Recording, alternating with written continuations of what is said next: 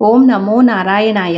మన జీవితంలో భగవంతునికి మనం నిజంగా ఎంత ప్రాధాన్యత ఇస్తున్నాం? ఈ ప్రశ్నకు సమాధానమే తిరుప్పావై 5వ పాసురం. గోదామాత ఇచ్చే ఆ దివ్య సందేశాన్ని ఇప్పుడు మనం శ్రద్ధగా పఠనం చేద్దాం. ఆండాళ్ తిరువడిగళే శరణం. 5వ పాసురం.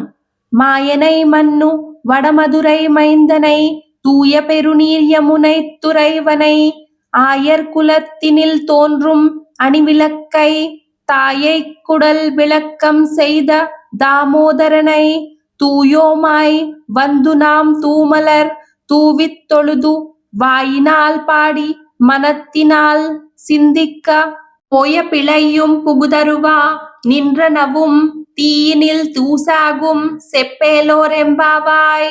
గోదాదేవి అనుగ్రహించిన 5వ పాసురంలో పరమాత్మను కీర్తించడం వల్ల కలిగేటటువంటి ఫలితాన్ని చెప్తున్నది.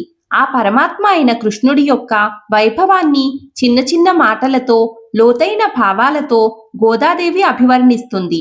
నిత్యము భగవత్ సంబంధము గల ఉత్తర దేశంలోని మధురానగరికి నిర్వాహకుడు, నిర్మలమైన గంభీరమైన జలముగల యమునా నది తీరవాసి అయి మన కోసం గొల్ల కులములో అవతరించి ఈ కులమును ప్రకాశింపచేసిన మంగళ దీపము తన పుట్టుకచే తల్లి యశోదకు ఆనందం కలుగచేసి తాడుచే కట్టబడి దామోదరుడైన వాడగు కృష్ణ భగవానునికి సందేహములు అనే మలినములు లేక అతనిని చేరి చేతులారా నిర్మల హృదయ పుష్పాన్ని సమర్పించాలి, నోరారా పాడాలి, మనసారా ధ్యానం చేయాలి. స్వామి యొక్క దివ్య నామాలను నిరంతరం పఠించడంతో మన అన్ని పాపపుణ్య కర్మలు మటుమాయం అవుతాయి. ఆ వెంటనే మన పూర్వకర్మలు నిప్పులో వేసిన దూదివలే కాలిపోతాయి.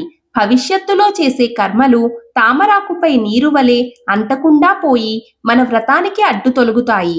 మన పాపాలు తొలగించుకునేందుకు శ్రీకృష్ణునికి అర్పించాల్సిన పుష్పాలు అహింస, ఇంద్రియ నిగ్రహం, సర్వభూత దయ, క్షమ, జ్ఞానం, తపస్సు, సత్యం, ధ్యానం ఇవి విష్ణువుకు ప్రీతికరమైన పుష్పాలు. వీటితో పూజించి మంచి పాటలతో కీర్తిస్తే భగవంతుని కృప పొందవచ్చు.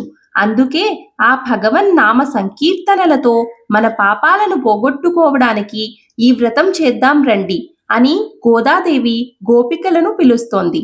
మీకు ఈ వీడియో నచ్చినట్లయితే ప్లీజ్ ఒక చిన్న లైక్ చేసి మన ఛానల్ని సబ్స్క్రైబ్ చేసుకోండి.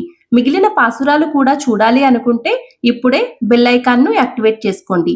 తిరిగి రేపటి పాసురంతో మళ్ళీ కలుద్దాం. నమస్కారం.